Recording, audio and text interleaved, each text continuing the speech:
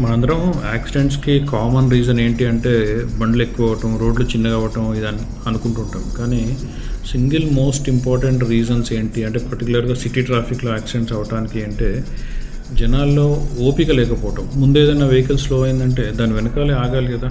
ఈ రోడ్డు మీద ఎవరు సరదాగా అయితే స్లో అవ్వరు కదా! ఏదో వెహికల్ అడ్డం వస్తేనో, మనిషి అడ్డం వస్తేనో ఆగటమో, స్లో అవ్వటమో చేస్తారు. కానీ మన వెనకాల ఉన్నవాళ్ళు ఏంటంటే అది స్లో అయింది కదా అని మనం స్లో అవుదాం అనుకోరు. దాని పక్క నుంచి వెళ్ళిపోదామని చూస్తూ ఉంటారు, హార్న్ కొడతా ఉంటారు.